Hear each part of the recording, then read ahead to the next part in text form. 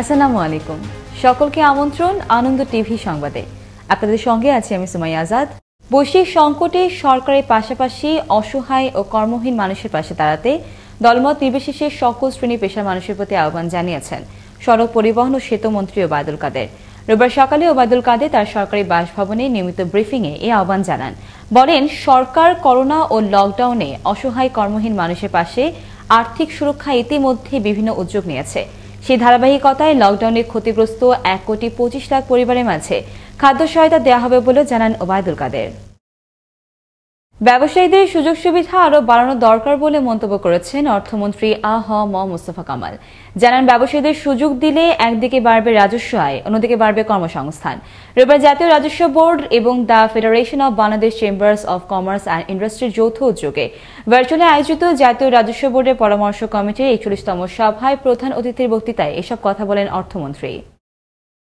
গ্রেফতার করা হল হেফাজতে ইসলামের যুগ্ম মহাসচিব মাওলানা মামুনুল হককে। রোববার দুপুর 12:30টার দিকে রাজধানী মোহাম্মদপুরে জামিয়া রহমানিয়া মাদ্রাসা থেকে তাকে গ্রেফতার করে পুলিশ। মামুনুল হককে গ্রেফতার করে তেজগাঁও জোনের উপ পুলিশ কমিশনার কার্যালয়ে নিয়ে যাওয়া হয়। মোহাম্মদপুর থানায় একটি দায়ের করা মামলায় তাকে গ্রেফতার করা হয়।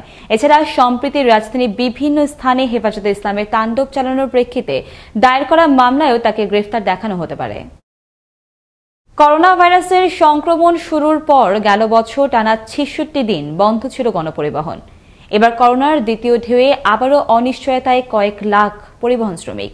গাবতলী মহাখালী বাসস্ট্যান্ড ঘুরে দেখা যায় বাসের চাকা বন্ধ হওয়ায় কর্মহীন অবস্থায় থাকতে দেখা যায় helper, supervisor, driver, counter master ও মেকানিকদের। আলী আহমেদের ক্যামেরায় দেখুন মুসামিয়ার প্রতিবেদন, জানাচ্ছেন নয়নমণি। এই হলো গাবতলী বাস টার্মিনালের দৃশ্য। গত 5 এপ্রিল থেকেই আন্তঃজেলা যান চলাচল বন্ধ আছে। ফলে 14 এপ্রিল থেকে কঠোর বিধিনিষেধ শুরুর দিন 10 আগে থেকেই কর্মহীন দূরপাল্লার বাসের শ্রমিকেরা তাদের একটি অংশ কর্মস্থল ছেড়ে নিজ নিজ বাড়ি চলে গেছেন। বাকিরা বাস টার্মিনালে অলস সময় পার করছেন। না কোনো ফেডারেশন থেকে, কোনো মালিক সমিতি কোন, কোনো ফেডারেশন থেকে কোন, এই দেশে সরকার পক্ষ থেকে কোন, কেউ কোনো অনুদান এখনো পর্যন্ত দেয় নাই। গাড়ি না চালে তারা আমরা ভাত খেতে পারি না, তো ওদেরকে ধরে গাড়ি বসে রয়েছে। এভাবে যদি সরকার বাসায় রাখে, লকডাউন দিয়ে রাখে, তাহলে আমরা কিভাবে চলবো? এখন সরকার যে বিধিবিধানগুলো মানছে, বিধিবিধানগুলো দেশে এই বিধিবিধান মানে যদি সরকার লকডাউনটা ছেড়ে দেয়, তাহলে মানুষের দিন মজুরিগুলো কাজকর্ম করে খাইয়ে বাঁচতে পারবো। শ্রমিকদের অভিযোগ, দুঃসময়ে অধিকাংশ মালিক বা শ্রমিক সংগঠন শ্রমিকের পাশে থাকে না, দেয়া হয় না কোনো সাহায্য। আমরা কোনো রকম চাঁদার সঙ্গে জড়িত না, আমরা কোনো রকম কল্যাণ ফান্ডের টাকাও আমরা উঠাই না। কিন্তু যারা এই চাঁদার সঙ্গে যারা জড়িত, তারা আজ পর্যন্ত কোনোদিন কোনো লকডাউনে তাদের কোনো প্রতিনিধি সহযোগিতা করবে দূরের কথা, মানুষের পক্ষে কথা বলার মতো কোনো মানুষ আমি দেখিনি। ওইখানে যারা আছেন ওরা দেখেছে কিনা আমি জানি না। সারা বাংলাদেশের রাস্তায় শ্রমিক উন্নয়নের কথা বলে টাকা উত্তোলন করলেও আজ এই মহামারী করোনা ভাইরাসের লকডাউনে শ্রমিকদের পাশে নেই কোনো রাজনৈতিক নেতা কিংবা শ্রমিক সংগঠন। এমনটাই বললেন শ্রমিক ফেডারেশনের এই কর্মকর্তা।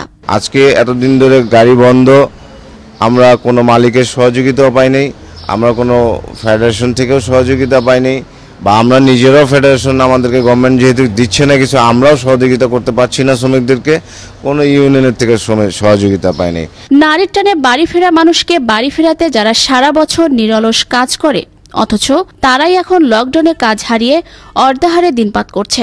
তাই সরকার ও শ্রমিক সংগঠন এদের উন্নয়নে কাজ করবে, এমনটাই প্রত্যাশা সকলের। নয়নমণি, আনন্দ টিভি, ঢাকা। চিরনিদ্রায় শায়িত হলেন চলচ্চিত্রের সোনালী দিনের চিত্রনায়ক ওয়াসিম। রোববার বাদজোহর বনানী কবরস্থানে তাকে সমাহিত করা হয়। এ সময় তার পরিবারের সদস্য, সহকর্মী, এফডিসি নেতৃবৃন্দ ও ভক্ত অনুরাগীরা অশ্রুসিক্ত নয়নে চিরবিদায় জানান তাকে। বিস্তারিত জানাচ্ছেন জয়নাল আবেদিন, ক্যামেরায় ছিলেন শাহিন রেজা। শনিবার দিবাগত রাত 12:30টায় মারা যান ওয়াসিম। রোববার বাদজোহর গুলশান আজাদ মসজিদে প্রথম জানাজা অনুষ্ঠিত হয়। এরপর বনানী কবরস্থানে দ্বিতীয় জানাজা শেষে তাকে দাফন করা হয়। 1972 সালে ছন্দ হারিয়ে গেল সিনেমার সহকারী পরিচালক হিসেবে ঢাকায় চলচ্চিত্রে ওয়াসিমের অভিষেক হয়। নায়ক হিসেবে তার যাত্রা শুরু মহসিন পরিচালিত রাতের পর দিন সিনেমার মাধ্যমে। দিন যতই যেতে থাকে ওয়াসিমের জনপ্রিয়তা আকাশচুম্বী হয়। বাণিজ্যিক সিনেমার অপরিহার্য নায়ক হয়ে ওঠেন তিনি। তার এই চলে যাওয়া চলচ্চিত্রের জন্য বড় ক্ষতি হিসেবে দেখছেন চলচ্চিত্র সংশ্লিষ্টরা। অনেক ক্ষতি হচ্ছে। আপনি দেখেন না, কালকেই বলতেছিলাম এখন একটা বাবা করার মতো অভিনেতা নাই পাশে, যে আমাদের বাবা করবে সেরকম নাই, এটা বোন করার অভিনেতা নাই, মহসিন ভাইদের মতো, কবরিয়াবাদের মতো মানুষ নাই। তো এদের কাছ থেকে তো শিখেছিলাম। আজকে যে চলচ্চিত্রে আমরা তৈরি করছি বা শিল্পী সমিতির নেতৃত্ব দেই পরপর 2 বার, এটা তো আসলে তাদের তৈরি করা পথেই। এবং উনি খুবই পরেজগার লোক ছিলেন, সবাই চলচ্চিত্রে এক বাক্যে সবাই জানে। উনি সকালে ফজর নামাজ পড়ব, কোরআন শরীফ তেলাওয়াত করতেন। তো এই জায়গায় আর কি মানে দেশ হারালো একজন অভিনেতা, আমি হারালো দুনিয়া, আর দুনিয়া হারালো একজন উন্নত মানের মানুষকে। আল্লাহ তার মানে তাকে সমস্ত গুনাহ মাফ করে আল্লাহ তাকে জান্নাতের উত্তম জায়গায় রাখুক। পরিবারের সদস্যরা সকল সহকর্মী ও দর্শকদের প্রতি কৃতজ্ঞতা জ্ঞাপন করে সকলের কাছে দোয়া চান। আমি দেশবাসীর কাছে প্রথমেই দোয়া চেয়ে নিব যে এই প্যান্ডামিকের সময়ে আমার বড় ভাই ইন্তিকাল করেছেন, বাংলাদেশের সুপারস্টার। আপনারা সবাই যারা ভক্ত ওনার ছবি দেখেছেন, ওনার জন্য আপনারা দোয়া করবেন। দর্শকদের কাছে আমি ওনাদের কন্টিনিউড সাপোর্টের জন্য আজ আমার আব্বা ওয়াসিম হয়েছেন, এটা একটা বিরাট বড় পাওয়া। আমার আব্বা কি পরিমাণ যে সম্মান পেয়েছেন এটা আপনাকে আমি বলে বোঝাতে পারবো না। যেখানেই গেছেন যেই কাজে গেছেন, হি ওয়াজ গিভেন, মানে হি ওয়াজ কোর্ডিয়ালি অ্যাকসেপ্টেড। বাংলা চলচ্চিত্র জগতের সোনালী দিনের নায়ক ওয়াসিম আজ পরপারে পাড়ি জমালেন, কিন্তু তার রেখে যাওয়া কাজ উদ্বুদ্ধ করবে আগামী প্রজন্মকে। নন্দিত এই নায়কের আত্মার মাগফিরাত কামনা করছি।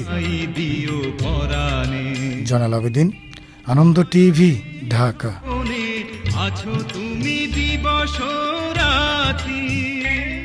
লাগাতার লকডাউনে রোগীবিহীন নওগাঁর বেসরকারি ক্লিনিক ও ডায়াগনস্টিক সেন্টারগুলো।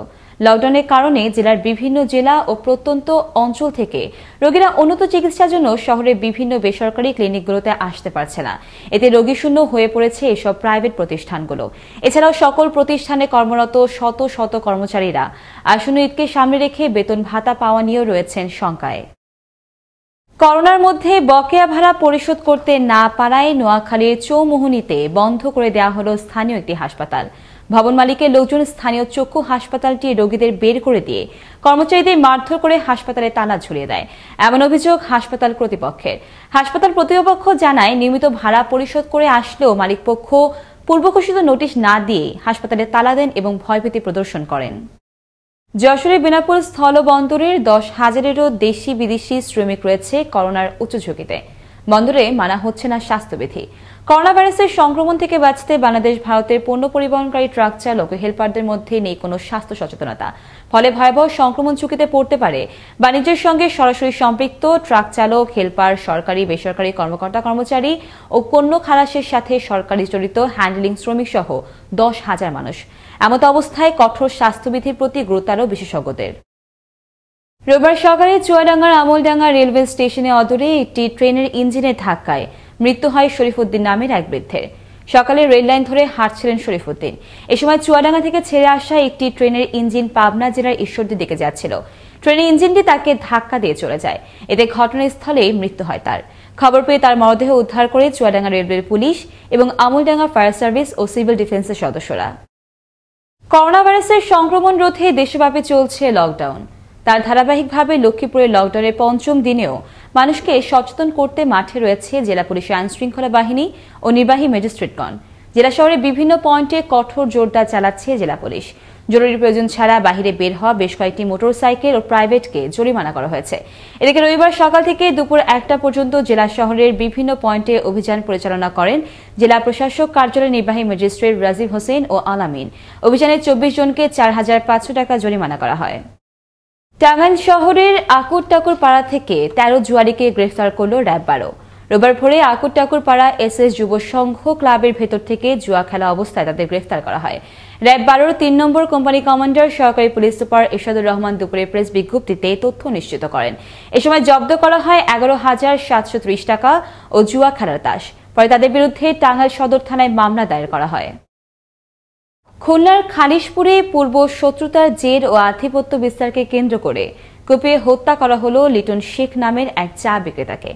এ সময় তাকে উদ্ধার করতে এলে উপর্যুপরি কুপিয়ে আহত করা হয় স্থানীয় আলামিন নামের আরও এক যুবককে। এই ঘটনায় খুনিদের শাস্তি নিশ্চিত করতে বিচার দাবি করেন নিহতের স্বজনরা। পুলিশ বলছে ৬ জনকে আটক করা হয়েছে ঘটনাস্থল থেকে। বাকিদের ধরতে অব্যাহত থাকবে অভিযান। খুলনা থেকে আমজাদ আলী লিটনের প্রতিবেদনে আরও জানাচ্ছেন মোস্তফা কামাল তোহা। শনিবার রাতে চায়ের দোকান বন্ধ করে চা দোকানদার লিটন। খুলনার খালিশপুরে পূর্ব শত্রুতার জের ও আধিপত্য বিস্তারকে কেন্দ্র করে রাত 12:30টার দিকে এক যুবক ডেকে নিয়ে যায় লিটনকে।